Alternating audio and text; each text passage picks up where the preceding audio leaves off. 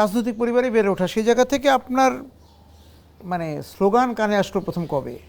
Slogan, মিছিলের শব্দ। আসলে আমি ছোটকাল থেকে দেখেছি আমার বাবা চাচারা সবাই রাজনৈতিক পরিবারে যখন জন্ম আমরা যখন নিয়েছি, দেখতাম ছোটকাল থেকেই ওদের মিছিল দেখতাম। এরকম একটা সময় চলে গেছিলো যে বাবারা যখন ইলেকশনে দাঁড়াতো তখন সবাই বলতো আমার ভাই তোমার ভাই, তখন আমরাও বলে ফেলতাম আমার বাবার কথাটা বলে আমার ভাই তোমার ভাই, এটা নিয়ে আমরা অনেক হাসাহাসি করতাম।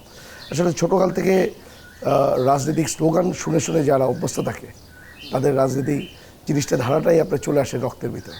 না, সেই জায়গা থেকে মানে স্লোগানটা কানে আসলো কোন বয়সে আপনার প্রথম? আমার 5-6 বছর বয়সে থেকে আমরা দেখতাম আব্বার ইলেকশন করছে, ইলেকশনের সময় সবার সাথে মিশতেছে। ইভেন বিভিন্ন স্থানীয় সরকার নির্বাচনেও দেখেছি, জাতীয় নির্বাচনেও দেখেছি।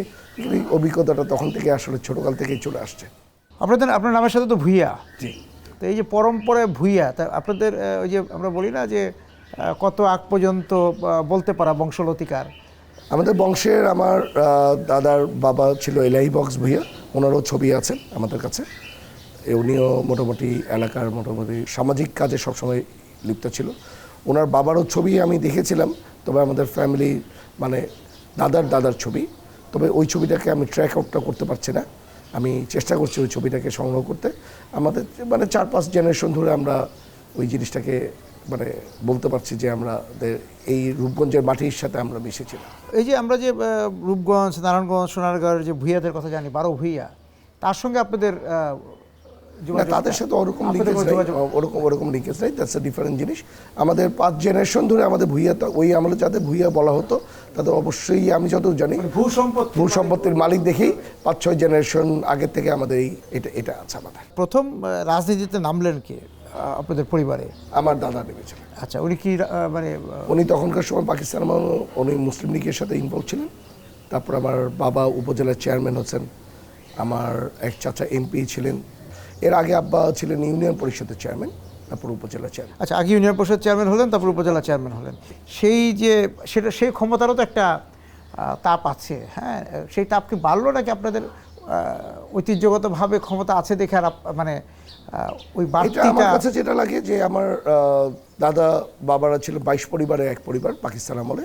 একটা সময় ছিল যে পূর্ব পাকিস্তানের কেউ কোনো ইন্ডাস্ট্রি করতে পারবে না, এই চ্যালেঞ্জ গ্রহণ করে আমার দাদা ওই সময় 4-5টা মিল করেছেন, যেটার জন্য 22 পরিবারের এক পরিবারের অন্যতম পরিবারের সন্তান আমি বলবো। আপনার কি ওই অঞ্চল যেহেতু সুতা টেক্সটাইলের সাথে ইনভলভ ছিল, আপনার ওই সময় থেকে ওনাদের একটা টেন্ডেন্সি যেটা ছিল আমি দেখেছি যে মানুষের জন্য কিছু করার জন্য ওনারা বিজনেসটা করতো। ওনারা চিন্তা করতো যে আমি একটা ইন্ডাস্ট্রি দিব, এই ইন্ডাস্ট্রিতে আমাদের এলাকার লোক আমার এখানে কাজ করবে, এলাকার লোক এখানে কাজ করে ওরা চলতে পারবে ভালোভাবে। ওনারা বাই বর্ন মানুষের কল্যাণমূলক কাজের জন্য ওনারা ছিলেন।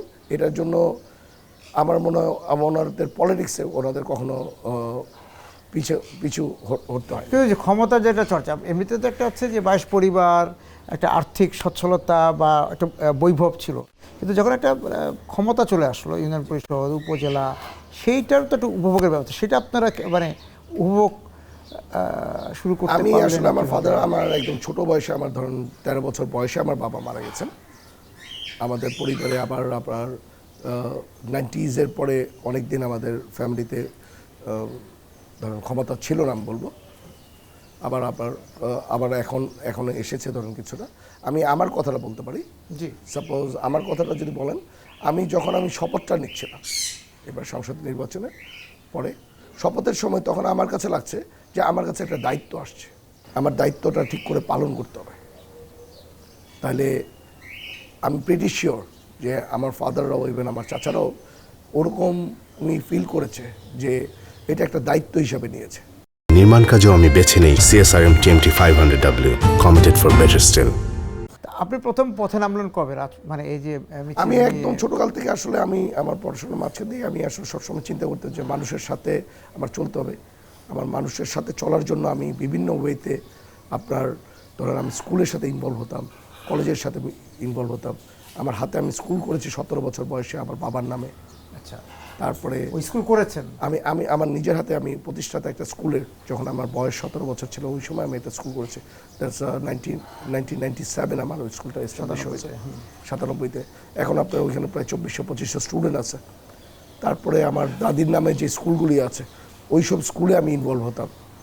তারপর আপনার মসজিদ মাদ্রাসার যে কমিটিগুলিতে আছে ওই ছোটো বয়সে আমি ইনভলভ হয়ে তাদের সাথে আমি কাজগুলি করতে আমার সবচেয়ে বেশি মানে আনন্দ পাই। পরিবারের প্রতিনিধি হিসেবে। পারিবারিক প্রতিনিধি হিসেবে। তো সেক্ষেত্রে যে মানুষের সঙ্গে যে যোগাযোগ, মানুষকে কেমন মনে হয় আপনার কাছে, যে স্থানীয় মানুষ আসলে আমি একটা কথা বলতে পারি, রূপগঞ্জের মানুষ প্রচণ্ড ভালো মানুষ। তারা, তাদের চাহিদা খুব কম, তারা খুব মানুষের উপকার করার জন্য তারা আছে। আপনার সব জায়গায় কিছু পার্সেন্টেজ থাকে যারা নিজস্ব অ্যাডভান্টেজ নিতে চায়, কিন্তু এটার সংখ্যাটা রূপগঞ্জের মানুষ কম। রূপগঞ্জের মানুষের হৃদয়ের ভিতর তারা থেকে কাজ করতে চায়। তাদের ভালোবাসার সাথে যদি দেওয়া যায় তাহলে তারা ভালোবাসার সবসময় প্রতিদান দেয়। আমার ইলেকশন ক্যাম্পেইনে ধরেন হতে পারে তার আইডিওলজিতে সে আরেক জায়গায় ভোট দিবে, উনি আমাকে বলছে যে আমি অন্য জায়গায় তোমাকে আমি ভোট দিব, কিন্তু আমি দোয়া করি যে তুমি পাস করো। রূপগঞ্জ বা নারায়ণগঞ্জ ধরেন ওই জিনিসটা আমার মনে হয় না যে রূপগঞ্জ বাইরে অন্য কোথাও এটা দেখা যাচ্ছে। হ্যাঁ, আপনি যে এলাকার জনপ্রতিনিধি বা সার্বিকভাবে যদি আমি নারায়ণগঞ্জ রূপগঞ্জের কথা বলি, সেখানে দ্বৈত একটা সত্তা কাজ করে মনে হচ্ছে। যে একটা হচ্ছে যে খুবই সৃজনশীল, এখানে আমরা তাঁতের কথা যদি বলি, আরও নানা রকম সৃজনশীল বিষয় আছে, ব্যবসায়ের কথা যদি বলি, হ্যাঁ, নারায়ণগঞ্জ বা রূপগঞ্জ এলাকা, এবং ঐতিহ্যগতভাবে তো রূপগঞ্জ খুব ব্যবসায়িক, খুব রিচ এলাকা। আপনি এখানে জামদানি পল্লী আছে, এখানে টেক্সটাইলটা খুব বেশি এটা হয়েছে।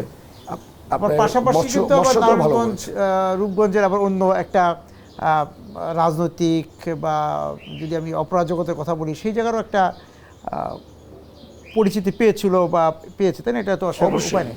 এই যে একটা দ্বৈত জায়গা, এটা একটু ব্যাখ্যা শুনবো আপনার কাছ থেকে। আমরা উপরে যেতে যেতে আপনার কাছ থেকে শুনতে চাই, আপনার ছাত্রে একটু যাই, সেই ব্যাখ্যাটা যদি একটু দেন।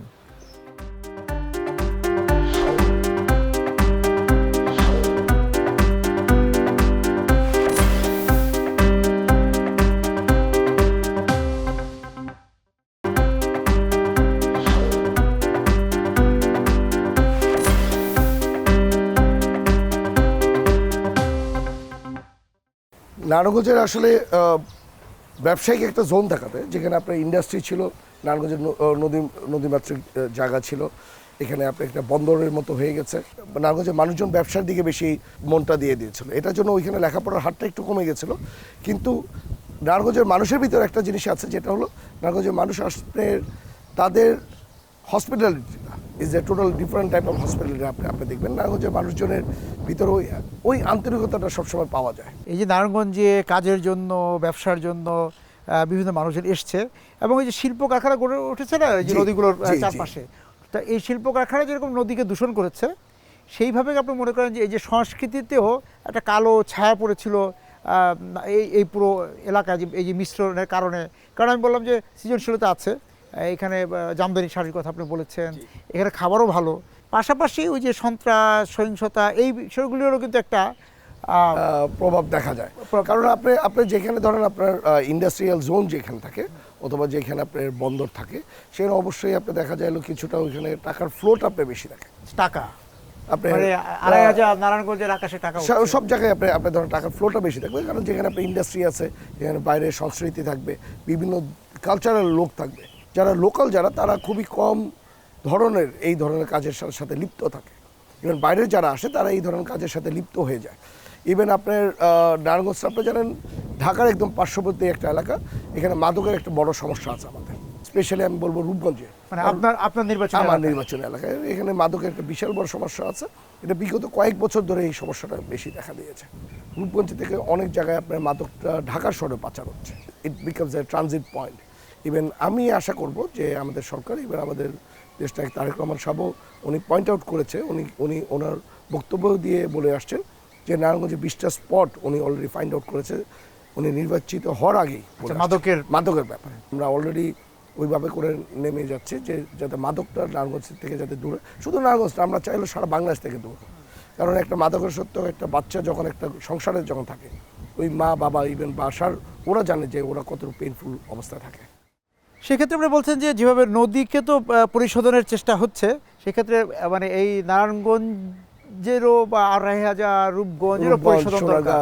আপনার বন্দর হ্যাঁ, পানির রং বদলানোর পাশাপাশি এই যে একটা রূপ তৈরি হয়েছে সেটাও পরিশোধিত করার চেষ্টা করবেন। করার জন্য আমরা চেষ্টা হ্যাঁ, করছি। চেষ্টা আমি করছেন। বলবো। আমি একটু ঐতিহ্যের কাছে যাই, যে নারায়ণগঞ্জ, সোনারগাঁও, এই পুরো এলাকাটা একটা ঐতিহ্যের জায়গা, তাই না? তা সেখানে আপনার পরিবারেরও এখানে অংশগ্রহণ আছে। সেই ঐতিহ্য, পর্যটন ঐতিহ্য, এইটা ধরে রাখার জন্য আপনারা কি করছেন? বা এখন তো নির্বাচিত হয়েছে, তার আগে থেকেই কি আসলে উদ্যোগগুলো ঠিক ছিল? আসলে হয়েছে কি, আপনার মানুষ এখন সবাই আগের জিনিসে আপনার চলে যেতে চাচ্ছে। আপনি দেখেন এখন আপনার প্যান্টও পরছে কিছু ওয়েল বটম প্যান্ট, মানে মানুষ আগে Fashion ফিরে আসে।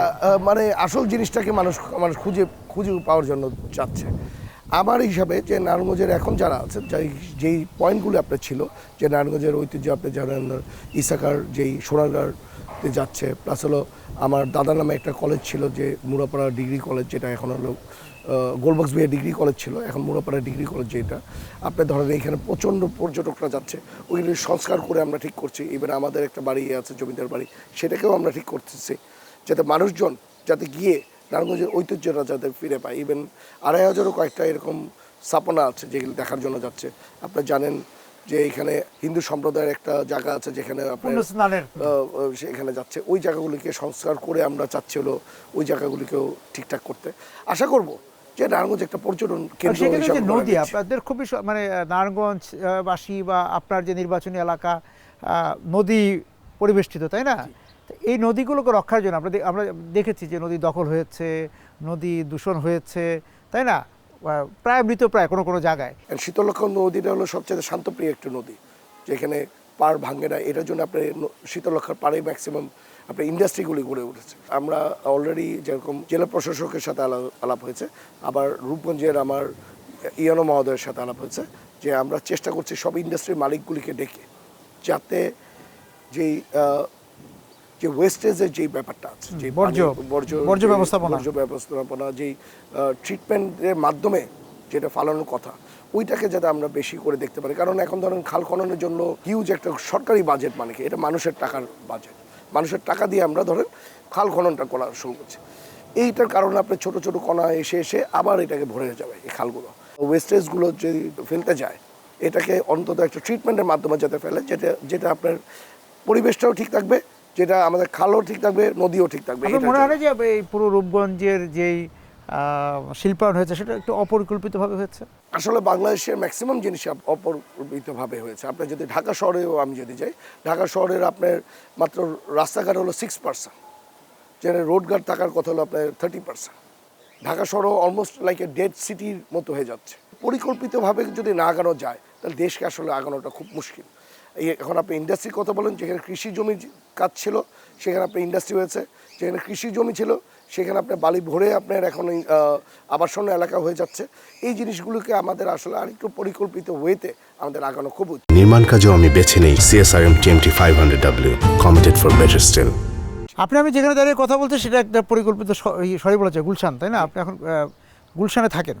হ্যাঁ, তো এই যে আমরা গুলশানের পাশে যদি দাঁড়াই, যে আমরা যেই আবাসন দেখছি, সেইটাকেও ধরেন আপনি কতটা পরিকল্পিত বলতে পারেন? আমি আসলে এটাকে পরিকল্পিত আমি একটা শহর বলবো না, কারণ আমি প্রথমেই বললাম একটা পরিকল্পিত শহর হলে আমার অ্যাটলিস্ট 30% আমার রোডঘাট থাকতে হবে, সোরেজ লাইনটা থাকতে হবে। আমি গুলশানেই আপনি যদি যান, এক সময় আপনার ছিল দোতলা বাসা, জি, সামনে একটা লন থাকবে, ওইভাবে করে আপনি একটা সোরেজ লাইন বলেন, পানি ওয়াটার ব্যবস্থা বলেন, ওইভাবে করে আপনার জিনিসটা তৈরি হয়েছে। এরপরে হঠাৎ করে আসলে 6 তলা বিল্ডিং বানাতে পারবে মানুষ। দোতলা বিল্ডিং বানিয়েছে অনেক কষ্ট করে, হঠাৎ করে 6 তলা প্ল্যান আসলো, আবার এটাকে ভেঙে আবার 6 তলা বিল্ডিং বানিয়েছে। 6 তলা বিল্ডিংয়ের কাজ করে 6 তলা বিল্ডিংয়ের আমাদের অনেক অ্যাপার্টমেন্ট হয়েছে, অনেকের বাড়িঘর হয়েছে। এখন আবার 6 তলার পরিবর্তে এখন আবার দিচ্ছে 13 তলা বিল্ডিং। আসলে এই এততলা বিল্ডিংয়ের আমার এই লাইনের সোরেজ লাইন আছে নাকি, অথবা ড্রেনেজ ব্যবস্থা আছে নাকি, পানি সাপ্লাইয়ের ব্যবস্থা আছে নাকি, রোডের ব্যবস্থা আছে নাকি, ওইটাকে না দেখে আমাদের কাজ হচ্ছে। এর জন্য আমার যেটা মনে হয়, বাংলাদেশের একবার একটা যে জিনিসটা ফিক্স করা হয়, ওই জিনিসটাকে আমাদের স্ট্রিক্ট। আপনার আমার সামনে অনেক বহুতল ভবন আছে, কিছু বাণিজ্যিক, এবং আপনি যখন এখানে থাকেন এবং আপনার এই আবাসে আসতে আসতে আপনার কখনো কখনো তো মনে হয় যে আপনি একটা বাণিজ্যিক এলাকায় আছেন, তাই না? চতুর্দিকে রেস্টুরেন্ট।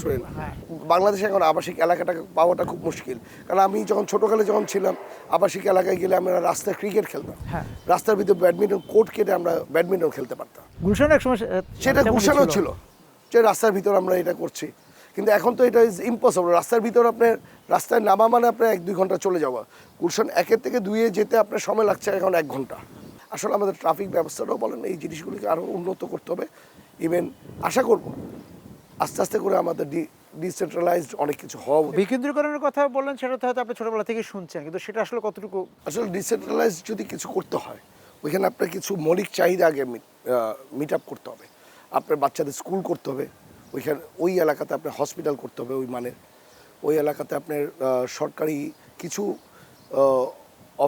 অফিসিয়াল কিছু কাজকর্মের জন্য ওরকম একটা ব্যবস্থা করতে হবে, তাহলে আস্তে আস্তে করে ডিসেন্ট্রালাইজড হবে।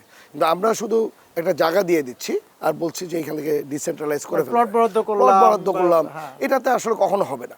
ওইটার সাথে আমার যদি ওইখানে ওই মানে একটা স্কুল কলেজ করা হয়, ওই মানে একটা হসপিটাল করা হয়, ইভেন একটা শপিং মল করা হয়, আর ওইখান থেকে আমার ঢাকা শহর আসতে কত সময় লাগবে, যোগাযোগ ব্যবস্থাটা ওইভাবে করে ক্যালকুলেট করলে তাহলে আপনার ওইটা ডিসেন্ট্রালাইজ, গণপরিবহনটা দরকার, গণপরিবহন দরকার, আপনার ট্রাফিক জ্যামটাকে কিছুটা কন্ট্রোলে আনতে হবে, তাহলে আপনার অবশ্যই এর হবে। নারায়ণগঞ্জে যিনি ব্যবসা করছেন তার যে সমস্যাগুলো আছে সেটা নারায়ণগঞ্জে শেষ হওয়া উচিত। তার লাইসেন্সের ব্যাপারগুলো হচ্ছে, নানারকম নিবন্ধনের ব্যাপার থাকে না, তারপরে যে করের ব্যাপার থাকে, সেগুলো ওইখানেই হবে। ঢাকা কেন আসতে হবে? ওইগুলি আসলে আপনার ওই গভর্নমেন্টের যেই কাজগুলো আছে সেগুলি যদি আমরা ডিসেন্ট্রালাইজ করতে পারি, ইভেন স্কুল কলেজগুলো যদি উন্নত মানের সব জায়গায় যদি করতে পারি, তাহলে আপনার অটোমেটিকলি আস্তে আস্তে করে ওই জায়গাগুলোকে আপনার বেড়ে যাবে।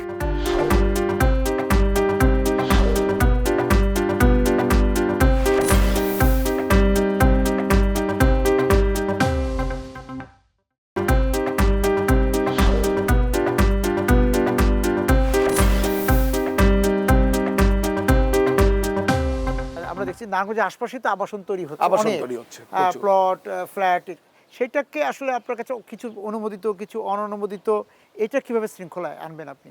আপনার আমি আমার রূপগঞ্জের কথা বলি, রূপগঞ্জ আপনি ঘুরলে দেখা যায় সারা পৃথিবী ঘোরার মতো হয়ে যায়। এখানে দেখা গেল এই দেশের নাম, এখানে এই দেশের নাম, বিভিন্ন দেশের নাম দিয়ে আপনার বিভিন্ন প্লট বরাদ্দ চলছে। আপনার এই প্লটের ব্যাপারটা আমি বলবো যে একটা জাস্ট একটা যখন আবাসনের একটা যখন দেওয়া হয়, আমাদের জানা আছে যেটা, যেখানে আপনার কবরস্থানের জায়গা রাখতে হবে, মসজিদের জন্য জায়গা রাখতে হবে, স্কুলের জন্য জায়গা রাখা লাগবে, সব কিছু কিন্তু আলাদা করে কিন্তু করা আছে। কিন্তু দেখা যাচ্ছিল আসলে এইগুলিকে কোনো কিছুই ডেভেলপ হচ্ছে না, খালি মাটি ভরাট করে কোনো মতে কার জমি কিভাবে করে বালি ভরাট করে দিচ্ছে রাতারাতি, এই জিনিসগুলিকে করে আপনার এইভাবে করে দখল করে যাচ্ছে। আমাদের কৃষি জমি শেষ হয়ে যাচ্ছে, কৃষি জমি কমে যাচ্ছে। ঢাকার পাশে আপনার কৃষি জমি যখন একটা জায়গা যখন ভরে যায়, তার আশেপাশের জায়গায় জলবদ্ধতার সৃষ্টি হয়। আমার ওইখানে ড্রেনেজ সিস্টেম নাই, মানে আমি কিভাবে ওই পানিটাকে নিষ্কাশন করব। আমরা আসলে বিশাল একটা সমস্যায় পড়ে গেছে রূপগঞ্জবাসী, নারায়ণগঞ্জবাসী, যেটা ঢাকার পাশে থাকাতে। আমি আশা করব যে আমরা সকলে মিলে এই জিনিসটাকে প্রতিহত করে এই জায়গাটা থেকে শেষ করতে হবে। কারণ জায়গা আপনার অবশ্যই আবাসন জায়গা থাকবে, ঢাকা অবশ্যই এক্সপেনশন করবে, তার প্রপারলি জায়গা কিনবে, প্রপার দাম দিবে। এটা মানুষের সারা জীবনের সঞ্চয়, অথবা তার পরিবার থেকে একটা, সে জমি পেয়েছে 2 কাঠা 5 কাঠা জমি, তার পরিবার নিয়ে কষ্টে আছে, এই জমিটাকে কেউ দখল করে নিয়ে যাচ্ছে, এটাকে দেখলে আসলে আমরা কষ্ট পাই। আমরা আশা করব যে সকলে মিলে এই জিনিসটাকে আটকাইতে। আমি আবার তাতে ফিরি যে আমি আপনাদের তাঁতপল্লীতে গিয়েছি, রূপগঞ্জের তাঁতপল্লীতে, সে আগের জামদানি কিন্তু তৈরি হচ্ছে না, সুতার অভাবে। বলছে যে একটা তো আছে ঐতিহ্যগতভাবে যে শীতলক্ষার সেই পানি একটা গুরুত্বপূর্ণ ভূমিকা পালন করতো শাড়ি তৈরির ক্ষেত্রে। তা পানি নষ্ট হয়ে গেছে, আগের তারা আগে সেই শাড়ি তৈরি করতে একটু সমস্যা। সেই জায়গা থেকে ঐতিহ্যের কাছে ফিরে যাওয়া, আপনি বলছিলেন যে ফ্যাশনের ওই যে কথা যে আবার ফিরে আসছে, সেইখানে আপনারা কি করবেন এই তাঁতিদের জন্য, যে অন্তত পুরো শতভাগে না গেলেও কতটা আগের তাতে ফিরে যাওয়া যায়? আমি আসলে সৌভাগ্যক্রমে আমি নারায়ণগঞ্জ চেম্বারে আমি আবার প্রেসিডেন্ট হয়ে গেছে। এটার জন্য আমি কয়েক দফায় আমি জামদানি পল্লী যেটাকে বলে তাদের সাথে আমার বসার সৌভাগ্য হয়েছে। ইভেন আমার এলাকাতে থাকাতে আমার জন্য আরেকটু ভালো হয়েছে। তাদের সাথে আমি বিভিন্ন সময় কথা বলেছি। এখানে কয়েকটা সমস্যা আছে, যেটা যারা যারা কাপড়টা বানাচ্ছে, ওরা কাপড়টা এক্সপোর্ট করছে না, এক্সপোর্ট করছে মিডলম্যান কিছু এসে তারা এক্সপোর্টের দিকে চলে যায়। এখানে এক্সপোর্ট করে ইভেন তারা ম্যাক্সিমাম প্রফিটটা নিয়ে যায়। তাঁতিরা আসলে তাঁতিদের যে ন্যায্য মূল্য সেটা পাচ্ছে না। একটা জামদানি শাড়ি, সেটা হাত দিয়ে বানানো হয়, এটা শাড়ি বানাতে এরকম একটা শাড়ি আছে, 4 জন মিলে একটা শাড়ি তৈরি করে আপনি 6 মাসে। হ্যাঁ, সেরকম শাড়ি এরকমও শাড়ি আছে, ইভেন খুব সুন্দর সুন্দর শাড়ি যেটা আপনার ওয়ার্ল্ড ওয়াইডে দেখার মতো জিনিস। কিন্তু এটাকে আমাদের প্রপার ওয়েতে আমাদের তাঁতিরা ওই ন্যায্য দামটা পাচ্ছে না। এটার জন্য আমি নাঙ্গল চেম্বার থেকে বসে আমরা কয়েকবারই চেষ্টা করেছি যে মিডলম্যানকে বাদ দিয়ে তাদের কিভাবে করে সামনে সরাসরি নিয়ে আসা যায়। ইভেন ওইখানে কয়েকটা শোরুমের ব্যবস্থা করা হয়েছে, আমরা আমরা আমরা আমরা করার জন্য চেষ্টা করছি। প্লাস ওই জায়গার যেই রাস্তাঘাটগুলি আছে, আমি ওইখানে দায়িত্ব থাকাতে আমি ওই রাস্তাঘাটগুলিকে সুন্দর করতে চাচ্ছি, যাতে বাইরের যে কোনো ফরেনাররাও যাতে ওইখানে যেতে পারে। ওইখানে ইভেন ফরেনারদের জন্য আমি ওই ব্যবস্থাটাও করতে চাচ্ছি, ওরকম একটা পরিবেশ সৃষ্টি করতে চাচ্ছি যাতে ওখানে ফরেনাররা ডাইরেক্টলি যাবে, তাঁতিদের কাজ দেখবে, তারা মুগ্ধ হয়ে ওইখান থেকে কিনবে। ওই ব্যবস্থাটা আমি করতে চাচ্ছি। আর আরেকটা জিনিস হলো, সরকারের কাছে আমি চেষ্টা করছি যে নারায়ণগঞ্জ চেম্বার থেকে আমরা আবদার জানাচ্ছি, ইভেন রিকোয়েস্ট করছি গভর্নমেন্টের কাছে, ইভেন বাংলাদেশ ব্যাংকের কাছে, যে এই ঐতিহ্যটাকে ধরে রাখার জন্য ওদের একদম কম সুদে যাতে তাদের ইন্টারেস্টে যাতে লোনটা দেওয়া হয়, যাতে তারা রিপেমেন্ট দিতে পারে। যেরকম আমাদের কৃষিখাতে দেওয়া হয় 4 to 5%, ঠিক এইটাও একটা ঐতিহ্যবাহী একটা জায়গা। এই ঐতিহ্যর জায়গাগুলিতে যাতে একটু কম ইন্টারেস্টে যাতে লোন দেওয়া হয়। আরেকটা জিনিস আছে নারায়ণগঞ্জে, আপনারা জানেন পাট শিল্পের জন্য প্রচণ্ড জুট মিলগুলি আছে, যেটা আপনার এখন খুব স্ট্রাগল করছে, অনেক বন্ধ হয়ে যাচ্ছে। এক তো হাজার হাজার কোটি টাকার সম্পদগুলো, এত বড় বড় ইন্ডাস্ট্রিগুলো বন্ধ হয়ে যাচ্ছে, যাতে গভর্নমেন্ট যাতে তাদের কিছুটা ফেসিলিটিসের আন্ডারে নিয়ে আসে, যাতে এই ইন্ডাস্ট্রি চলে আমাদের বেকারত্বটা দূর হবে। এই ইন্ডাস্ট্রিটা যদি চলে, কারণ এখন আপনারা জানেন এখন জুট দিয়ে কাপড়ও তৈরি হয়, জুট দিয়ে আপনার বিভিন্ন জিনিস তৈরি হয়। এমন না যে আগে যেটা ছিল জুট দিয়ে আমার শুধু ছালার ব্যাগ তৈরি হবে, বস্তা তৈরি হবে, এখন কিন্তু আর ওই জমানা মানে পাট তো ছিল যে, যদি আমি বলি যে আপনার যে পূর্বসূরি যারা ছিলেন তাদের সময়কার একটা সোনালী, হ্যাঁ, সেই জায়গা থেকে এখন সেই সোনালী দিনে ফিরে যাওয়া, মানে আপনি এখন নতুন প্রজন্ম এসছেন, সেই জায়গা থেকে আবার সোনালী দিনে ফিরে যাওয়ার চেষ্টা পাটকে ধরে। আসলে যে কোনো সময় আপনার একটা টেকনোলজি চেঞ্জ হয়ে যায়, প্রযুক্তি চেঞ্জ হয়, কিন্তু প্রযুক্তির সাথে আমাদের মিলে চলতে হবে। প্রযুক্তি চেঞ্জ হয়েছে। আগে যেই পাটকলগুলি আছে, পাটকলগুলি আপনার ম্যাক্সিমাম পাটকলগুলি হলো আমাদের জাস্ট ছালার বস্তা বানানোর জন্য, যেমন আমার বাপদাদারও গাউসিয়া জুট মিলটা ছিল, চটটা তৈরি হবে। কিন্তু আপনার এখন তো প্রযুক্তি আপনার অনেক কিছু চেঞ্জ হয়েছে, যে পাট দিয়ে আমি অনেক অন্যান্য জিনিস তৈরি করতে পারি। ওই দিকে আমাদের মনোযোগ দিতে হবে। আবার ওই দিকে মনোযোগ দিলে গভর্নমেন্টের একটা ফেসিলিটিস লাগবে। গভর্নমেন্ট যদি ওই ফেসিলিটিসগুলি দেয়, তাহলে ওই ইন্ডাস্ট্রিগুলি বেঁচে যাবে। আবার পাট আপনার বাংলাদেশের জন্য আপনার আমি বলবো আলাদা একটা সেক্টর করা আছে, আইজিও আছে আপনার এখানে আপনার জুট ইন্ডাস্ট্রি, জুট মিনিস্ট্রি আলাদা ছিল। তাহলে এখন আপনার এত বড় একটা কাঠামো, ওইটাকে আমরা নষ্ট না করে ওইটাকে একটু বড় করে আর সুন্দর করে সাজানোটা উচিত, এবং এই যে নতুন বাজার তৈরি করা অবশ্যই। কারণ পাটের আপনি যদি দেশের বাইরে যদি যান, বিভিন্ন জায়গায় পাটের জিনিসের দাম হলো 100 টাকা, নর্মাল সুতার জিনিসের দাম হলো আপনার 50 টাকা। এটা হাই ভ্যালু অ্যাড করে। আরেকটা বিষয় হলো যে এই যে বাংলাদেশ বলছে, আমরা নতুন বাংলাদেশ, নতুনভাবে আমরা আবার শুরু করছি রাজনীতিতে। আমরা বলা হচ্ছে যে একটা আন্দোলনের মাধ্যমে একটা বাংলাদেশে আবার একটা ভোট পেলাম, হ্যাঁ, সেই যাতে, এবং তরুণরা এবারে তো আপনাদের তরুণদেরও একটা বড় অংশগ্রহণ আছে, এবং আপনার যে নির্বাচনী এলাকাও তরুণরা অনেক আছে। সেই জায়গা থেকে বাংলাদেশকে কিভাবে সাজানো দরকার, সেটার একটা কি কোনো স্কেচ আপনি করেছেন? জি, আমি করেছি। আপনার কীভাবে, আপনার ধরেন তরুণ প্রজন্মের অলমোস্ট নিউ ভোটার 32% ভোটার হলো রূপগঞ্জে। আচ্ছা, 32% ইজ এ সংখ্যাটা অনেক বড় আমি বলবো। শুধু রূপগঞ্জ না, সারা বাংলাদেশে আপনার নতুন প্রজন্ম আপনি মানে লিড দেওয়ার মতো অবস্থায় চলে গেছে। ইভেন আমি বলবো তাদের মধ্যে সবচেয়ে ভালো জিনিস হলো তারা প্রতিবাদী, প্রশ্ন করতে জানে। তারা অন্যায় দেখলে তারা মাথা উঠায় দাঁড়ায়, অন্যায় দেখলে তারা প্রতিবাদ জানাতে পারে। এই জিনিসটা সবচেয়ে ভালো একটা সাইড আমি বলবো, যেটাকে বাংলাদেশকে আগায় নেওয়ার জন্য, বাংলাদেশকে সামনে নিয়ে যাওয়ার জন্য এটা বড় একটা ভূমিকা রাখবে। কারণ মানুষ যদি প্রতিবাদী থাকে, মানুষ যদি অন্যায়ের বিরুদ্ধে দাঁড়াতে পারে, তাহলে ওই দেশ আপনি উঠতে বাধ্য।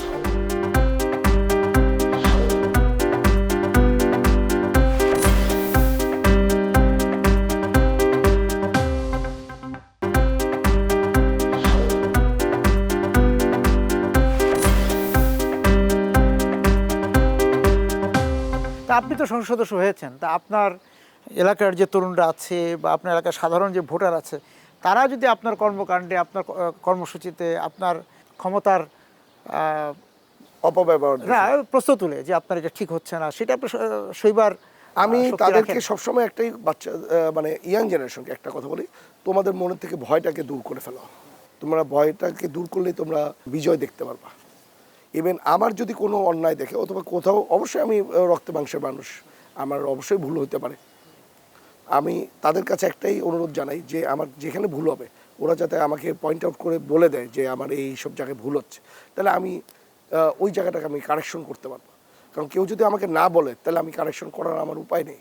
ইভেন নতুন যারা ইয়াং জেনারেশন যারা আছে তাদের সাথে বসি, তাদের থেকে আমি মত বিনিময়টা তাদের থেকে বেশি নেওয়ার চেষ্টা করি। কারণ তাদের ধ্যান ধারণা আমাদের চেয়ে অনেক বেশি। তাদের ধ্যান ধারণা নতুন করে সাজানোর জায়গা তাদের মধ্যে আছে। তারা চিন্তা করে যে বাংলাদেশটাকে, বাংলাদেশের মানুষ যাতে গর্বের সাথে যাতে আমরা এবার যে নির্বাচন ছিল, নির্বাচনের নতুন সরকারের কাছে চ্যালেঞ্জের মধ্যে একটা ছিল নিরাপত্তা। সেই জায়গা থেকে নিরাপত্তার একটা প্রশ্নবোধক চিহ্ন তো আপনার নির্বাচন এলাকা নিয়ে ছিলই। সেই জায়গা থেকে আপনি সেই প্রশ্নটাকে কতটা আসলে আমাদের নিরাপত্তার ব্যাপারটা আমি যদি বলি, আপনার বিগত বেশ অনেক বছর ধরে আমরা দেখব হলো অনেক অস্ত্রের ঝনঝনা নিয়ে আমরা শুনেছি রূপগঞ্জ, কেন সারা বাংলাদেশের মানুষের, কিন্তু আমাদের রিকভারি রেট কিন্তু খুব কম। এই আর্মসগুলি, এই অস্ত্রগুলো কিন্তু বাংলাদেশেই রয়ে গেছে, বিভিন্ন জায়গায় রয়েছে। এই অস্ত্রগুলি আমাদের উদ্ধার করতে হবে। আসলে বাংলাদেশের এখন যেই জিনিসটা আছে, কিছু সংখ্যক লোকের, খারাপ লোকের কাছে এখনও যেই ধরনের জিনিসগুলি আমরা বলবো অলমোস্ট জিম্মি হয়ে গেছিলাম। ওই জিম্মি থেকে উঠতে কয়েকটা দিন সময় লাগছে। তবে আমি আশা করি যে এখনকার যেটা আমরা যেভাবে করে আমাদের দেশনায়ক তারেক রহমান সাহেবকে আপনি দেখেছেন, উনি শনিবার দিনও কাজ করা ধরেছে। আমার কাছে যেটা মনে হয় উনি কাজের মধ্যে বাংলাদেশটাকে চেঞ্জ করতে চাচ্ছে। ইভেন আশা করব যে এই জিনিসগুলিকে আস্তে আস্তে করে চেঞ্জের পর্যায়ে। যে আপনি তো 22 পরিবারের কথা বললেন, আমরা যদি আপনার এই ছাদ থেকে সামনের দিকে তাকাই, তা আমরা দেখতে পাই যে এখানে ধরেন করাইল বস্তি আছে, ওদিকে সুউচ্চ ভবন, মানে আকাশ ছুঁচি ভবনগুলো আছে। এই যে 22 পরিবার থেকে আজকে দীপু ভাই, এই যে বৈষম্যটা সমাজে কতটা কমানো গেল, নাকি দূরত্ব আরও বাড়লো এক শ্রেণী থেকে আরেক শ্রেণীতে? না, আপনারা আসলে বাংলাদেশের বৈষম্যটা, আমি বলবো বৈষম্যটা অনেক বেশিই আছে। কারণ এখনও আমরা যদি যাই, বা আমি যদি গ্রাম অঞ্চলে যাই, আমি যদি রূপগঞ্জের দিকে যাই, রূপগঞ্জের আপনার রূপগঞ্জেও ধরেন ঢাকার একদম পাশের একটা জায়গা, এটা ওয়ান অফ দ্য রিচেস্ট জায়গা আমি বলবো বাংলাদেশে। আপনার এই জায়গায়ও এখনও অনেক মানুষ আছে যারা 3 বেলা খেতে পারে না। আবার ঢাকা শহরে আমি যদি এখানে তাকাই, এত উঁচু উঁচু বিল্ডিং আছে, তাদের আবার এই ধরনের বিল্ডিংও দেখা যাচ্ছে। কিন্তু আমি আমার বিল্ডিং এখন শুধু গুলশান না, গুলশান সারা বাংলাদেশের সব জায়গায় আছে, রূপগঞ্জেও আছে। তবে একটা জিনিস কি, আমার হিসাবে বাংলাদেশে এখন কাজ করার অনেক অপরচুনিটি আছে। মানুষ কৃষিকাজের কথা বলেন অথবা ইন্ডাস্ট্রিতে বলেন, এইসব জায়গায় কাজের জন্য এখনও বিভিন্ন জায়গায় লেখা থাকে যে শ্রমিক চাই, বিভিন্ন জায়গায় লেখা থাকে যে আপনার অনেক জায়গা আপনার আবাদ করা যাচ্ছে না কারণ লোকের অভাব, শ্রমিকের কারণে। হ্যাঁ, আমি বলবো তাদের একটু কাজের দিকে মনোযোগ দেওয়ার জন্য। মানুষ যখনই বলে যে আমাকে কোনো কিছু করতেছে না অথবা আমার কিছু হচ্ছে না, শুধু সে একটা এক্সকিউজ দেয়, তখন এই লোকটা কিন্তু আসলে উঠতে পারে না। অজুহাত চলবে না। অজুহাতটা না দিয়ে সে যদি আসলে কাজের সন্ধানে বের হয় সকাল থেকে, সে অবশ্যই কাজ পাবে। আমি আমার রূপগঞ্জের কথা বলি, রূপগঞ্জে আপনার অনেক জায়গা আছে কাজ করার জন্য, কিন্তু তাদেরকে আমরা যখন বলি যে তোমাদেরকে কাজের দিকে নিয়ে আসতে চাই, তোমরা আসো, তখন তারা কিন্তু একটু পিছুর দিকে চলে যায়। আমি আশা করব যে মানুষের উইল পাওয়ার, মানুষের কাজের যেই আশাটা, ইচ্ছা শক্তিটা যদি থাকে, তাহলে সে Bangladesh is a one type of হ্যাভেনের জায়গা। 18 কোটি লোকের দেশ, এখানে কাজের যেরকম লোক সংখ্যাও বেশি, এখানে কাজের অপরচুনিটিও বেশি। আপনি তো রূপগঞ্জের হলো, আপনি তো একদম কেন্দ্রীয়ভাবে নারায়ণগঞ্জের রাজনীতির সাথে যুক্ত, বা ওইখানে আপনি বললেন যে নারায়ণগঞ্জ চেম্বারের আপনি সভাপতি। তা সেই জায়গা থেকে বৃহত্তর নারায়ণগঞ্জেও কথা বলা যেতে পারে আপনার সঙ্গে, যে নারায়ণগঞ্জ কিন্তু শিল্প চর্চা, সাংস্কৃতিক একটা বলয় ছিল ভালো। তারপর হচ্ছে যে সিনেমা হল, টাউন হল, অনেক কিছু ছিল, খেলাধুলা, অনেক খেলোয়াড়কে আমরা নারায়ণগঞ্জকে পেয়েছি, আমরা নাম বলতেই পারতাম বা পারি। তা এই জায়গা থেকে একটু মনে হয় ভাটা আছে। হ্যাঁ, ওই যে নদীগুলোর মতোই বারবার নদীর কাছে ফিরছি, সেই জায়গা থেকে সেইখানে যদি জোয়ার আনতে চায়, স্রোত আনা হয়, আপনার ভূমিকা কি থাকবে? আমি অলরেডি ধরেন যেই গভর্নমেন্টের যে খাস জমিগুলি আছে, যেটা আমি বলবো আমাদের মতো বিত্তশালীরাই আমরা দখল করে রেখেছি। এই জমিগুলি, খাস জমিগুলিকে আমি চেষ্টা করছি খাস জমিগুলিকে উদ্ধার করে এটাকে বাচ্চাদের খেলার মাঠে দেওয়ার জন্য। কারণ একটা মানুষ যখন না খেলাধুলা করতে পারে তখন তার মন মানসিকতা বলেন এটা বিকাশ হয় না। আপনার খেলাধুলার মধ্যেই মানুষ থাকতে হবে, মানুষের ব্রিদিং একটা স্পেস লাগবে, ব্রিদিং স্পেস নাই। এখন আমরা ওই জমিগুলিকে উদ্ধার করার চেষ্টা করতেছি। আপনি যেটা বলছেন নারায়ণগঞ্জের ঐতিহ্যর জন্য, নারায়ণগঞ্জের ঐতিহ্য আপনার সংস্কৃতিতে যদি যান, নারায়ণগঞ্জের সারা ঢাকা শহর সবাই আমরা এখনও কিন্তু আমরা দুর্গাপূজার সময় ঢাকা শহর থেকে সবাই কিন্তু আমরা নারায়ণগঞ্জ টাউনে যাই, বিভিন্ন মণ্ডপে ঘুরে আসি। ওই জায়গায় সংস্কৃতিটা কিন্তু রয়ে গেছে। এখনও আপনার বিভিন্ন সংস্কৃতির জন্য যেই চর্চাগুলি আছে, মানে একটা ভালো আড্ডার জায়গাও ছিল, আড্ডার জায়গা ছিল, ওই জিনিসগুলিটা কিছুটা পিছু রয়ে গেছিল। কারণ আপনারা বিগত অনেক সময় দেখেছেন নিরাপত্তার অভাব ছিল, এটা ছিল। এখন কিছুটা নিরাপত্তাটা কিছুটা ঠিক থাকাতে এমন আবার সাংস্কৃতিক জগৎটা কিন্তু আবার অ্যাডভান্সের দিকে যাচ্ছে। আমি আর খেলাধুলার কথা যদি যান, আপনার নারায়ণগঞ্জে যদি যান, এমিলি বলেন, চন্নু ভাই বলেন, অনেকেই মানে নারায়ণগঞ্জ থেকে অনেক বড় বড় প্লেয়ার আসছে। ইদানিংকালে আসতেছে না, কারণ এই ট্রেনিং সেন্টারটা আমাদের বন্ধ হয়ে যাচ্ছে। আমি অলরেডি বাংলাদেশের বাফুফের সাথে কথা বলেছি কয়েকবারই আমি গিয়ে মিটিং করেছিলাম। মিটিং করে তাদের থেকে একটা ট্রেনিং সেন্টার নারায়ণগঞ্জে আমি নিতে চাচ্ছিলাম। কারণ ওনাদেরকে গিয়েও আমি বলছিলাম যে নারায়ণগঞ্জের এত বড় বড় প্লেয়ার আপনারা পেয়েছেন নারায়ণগঞ্জে, তাহলে আপনারা এখন পাচ্ছেন না, এটা কারণ কি ট্রেনিং নেই বাচ্চাদের খেলা। আমি এখন ওদের সাথে একটা নারায়ণগঞ্জ চেম্বার প্লাস হলো বাফুফের সাথে মিলে একসাথে মিলে আমরা নারায়ণগঞ্জে একটা ট্রেনিং সেন্টারের মতো করতে যাচ্ছি বাচ্চাদের খেলার জন্য। ইভেন ইদানিংকালেই বোধহয় আমাদের সাইন আপটা হবে। আমরা আশা করি নারায়ণগঞ্জের খেলাধুলার ভিতরে আমরা আবার আমরা তো যে অনুষ্ঠানটা আছে উত্তরসূরি, মানে একটা ঈদের অনুষ্ঠান, সেইখানে আগে তো ছিল যে মানুষের কাছে ঈদ কার্ড মানে পাঠাতো, তাই না, ঈদের শুভেচ্ছা পাঠাতো। এখন তো আবার খুদে বার্তা SMS এর মাধ্যমে পাঠাচ্ছি বা ফেসবুকে দিচ্ছি। আমি ধরলাম যে একটা ঈদ কার্ডই আপনি আপনার জনগণের কাছে, আপনার ভোটারদের কাছে পাঠাতে চান, সেখানে আপনি কী লিখবেন তাদের উদ্দেশ্যে? আসলে ঈদ হলো একটা আনন্দের জায়গা, যে এই আনন্দটা আমাদের বছরে দুবার আসে। ঈদের ভিতর আপনারা দেখবেন প্রতিটা মানুষ চেষ্টা করে তার নতুন কাপড় কেনার জন্য, অথবা অন্তত ঈদের দিন তার বেস্ট একটা কাপড়টা পরার জন্য। মানুষের মনে আনন্দ থাকলেই কিন্তু এই কাজটা করে। ঈদে একটা জিনিস যেটা হয়, যেটা হলো, আমি আমার একটা কথা বলি, ঈদের আমার পরিবার, আমার 2 ছেলে প্লাস হলো আমার ওয়াইফকে নিয়ে, ইভেন আমার মা যখন জীবিত ছিল ওনাকে নিয়ে আমরা ঘুমাতে হলাম 6 থেকে 7 ঘন্টা, 5-6 ঘন্টা ঘুমাতে। বাকি সময় আমি সব আত্মীয় স্বজন বন্ধু বান্ধবের বাসায় যেতাম। এটার কারণ হলো, ঈদে আপনার বাসায় গেলে আমার দাওয়াত লাগবে না, আমি দাওয়াত ছাড়াই আপনার বাসায় যেতে পারি, মানে আপনিও আমার বাসায় আসতে পারবেন দাওয়াত ছাড়া। এই সুযোগটা যাতে কেউ মিস না করে, দাওয়াত ছাড়া আরেকজনের বাসায় যাওয়া, অন্তত বছরে একবার আত্মীয় স্বজনের সাথে মিলা, বন্ধু বান্ধবের সাথে মিলা, পারস্পরিক যোগাযোগ মানুষের সাথে যদি যোগাযোগ না থাকে বছরে একবারও, তাহলে আপনার মানুষের কিন্তু আস্তে আস্তে মানুষ কিন্তু ভুলে যেতে পারে। এর জন্য আমি আশা করি প্রতিটা মানুষ যাতে আপনার প্রতিটা এলাকার যারা আছে তারা যাতে সবার বাসায় যায়, সবার বাসায় যার যতটুকু সামর্থ্য আছে, কেউ কিছু সেমাই দিলে সেমাই দিবে, অথবা এক গ্লাস পানি হলে পানি খাবে, কিন্তু সবার বাসায় গিয়ে ঈদের একটা শুভেচ্ছা দেবে। ঈদের আনন্দটা কেউ যাতে মিস না করে। বাংলাদেশে যেমন আমাদেরই অনেক আত্মীয় স্বজন ঈদে আসলে তারা দেশের বাইরে চলে যেত, কারণ একটা লম্বা ছুটি আছে, তারা দেশের বাইরে যেত। তাদের সাথে আমি বিভিন্ন সময় বলতাম যে এই অপরচুনিটিটা মিস করেন না, এবং আপনাদের বাচ্চাদেরও শেখান যাতে মানুষের বাসায় কিভাবে করে যাওয়া লাগে, মানুষের সাথে কিভাবে মিশে লাগে, বন্ধনটা আপনার যাতে সঙ্গে সম্পর্ক, ওই জিনিসটা বন্ধনের জন্য আমি সবাইকে রিকোয়েস্ট করব যে ঈদের এই অপরচুনিটিটা যাতে কেউ মিস না করে, সবাই যাতে যার আত্মীয় স্বজন বলেন, এলাকার বন্ধু বান্ধব বলেন, এলাকার মানুষজন বলেন, প্রতিটা এলাকায় মুরব্বীজন আছে সবার কাছে যাবে, কি একটা সালাম দিবে, তার সাথে ওনার যত সামর্থ্য আছে সেমাই খাওয়াবে, নাহলে একবেলা খাবার খাওয়াবে, নাহলে একটা পানি হলো খেয়ে আসলে দেখবেন যার বাসায় যাচ্ছে সেও খুশি হয়, যে যাচ্ছে সেও খুশি হয়।